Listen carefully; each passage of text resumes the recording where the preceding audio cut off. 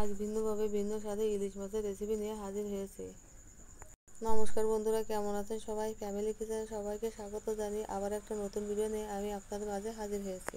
আজ আমি রান্না করব পোস্ত নারকেল ইলিশ। এজন্য আমি এখানে একটা ইলিশ নিয়েছি। ইলিশ মাছের আঁশ ছাড়িয়ে মাছটা ভালো করে কুটে নেব।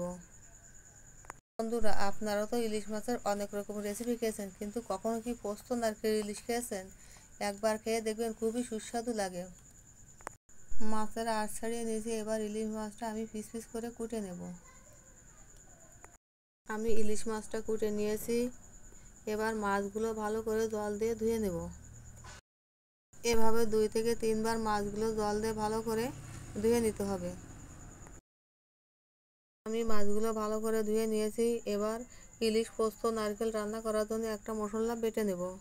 এজন্য আমি নিয়েছি 1 বাটি নারকেল, গোটা জিরে, গোটা কালো সরিষা, পেঁয়াজ কুচি, 2টো কাঁচা লঙ্কা, 2টো শুকনো মরিচ, 2 চামচের মতো পোস্ত, আর নিয়েছি 2টি কাজু বাদাম।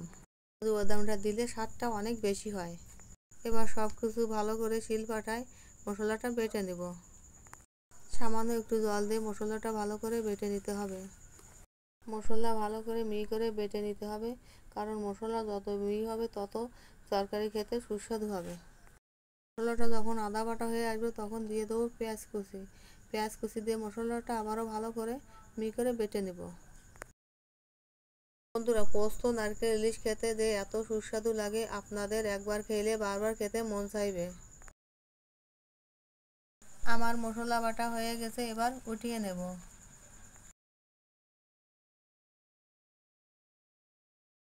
এবার আমি মাছে ভালো করে লবণ হলুদ মাখিয়ে নেব। মাছে ভালো করে লবণ হলুদ মাখিয়ে নিয়েছি। এবার মাছগুলো ভাজার জন্য আমি কড়াইতে তেল দেব। এই রেসিপিটা রান্না করার জন্য আমি সরষের তেল নিয়েছি। তেলটা গরম হয়ে গেছে। এবার মাছগুলো একে একে আমি দিয়ে দেব। ইলিশ মাছ বেশি ভাজা লাগে না, অল্প একটু ভাজলে হয়। মাছগুলো ভাজা হয়ে গেছে। এবার আমি একটা পাত্রে নামিয়ে নেব। এবার ওই একই তেলে গোটা জিরে, একটা শুকনো মরিচ আর একটা তেজপাতা ফোড়ন দিয়ে হালকা নেড়ে ছেড়ে বেটে রাখা মশলা দিয়ে দেব। এই রেসিপিটা রান্না করার জন্য মশলাটা কষানো লাগে না, হালকা একটু তেলে ভেজে দিয়ে দেবো জল। এবার দিয়ে দেবো লবণ আর হলুদ। লবণ হলুদ দিয়ে হালকা নেড়ে ছেড়ে এবার দিয়ে দেবো ভেজে রাখা মাছ। মাছ দিয়ে আমি আর একটু জল দেবো। এই রেসিপিটা রান্না করার জন্য বেশি জল লাগে না। এবার আমি দিয়ে দেবো বাকি মশলাটা। আমি প্রথমে অর্ধেক মশলা তেলে ভেজে দিয়েছিলাম, এবার বাকি মশলাটুকু আমি কাঁচা দেব। এতে স্বাদ ও ফ্লেভার দুটোই ভালো আসে, আর খেতেও অনেক সুস্বাদু লাগে। মশলা দিয়ে হালকা নেড়ে চেড়ে এবার দিয়ে দেবো 4টি কাঁচা লঙ্কা আর দিয়ে দেবো নারকেলের দুধ। নারকেলের দুধটা আমি আগে থেকে বের করে নিয়েছিলাম। নারকেলের দুধটা দিলে ফ্লেভার সুন্দর আসে আর খেতেও অনেক মজা লাগে। নারকেলের দুধ দিয়ে আমি হালকা নাড়িয়ে চাড়িয়ে দেব।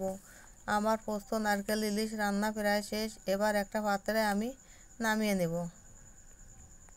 বন্ধুরা, আমার রেসিপি যদি আপনাদের ভালো লাগে তাহলে অবশ্যই আমার চ্যানেলটি সাবস্ক্রাইব, কমেন্ট, লাইক করে পাশে থাকবে। সকলকে ধন্যবাদ।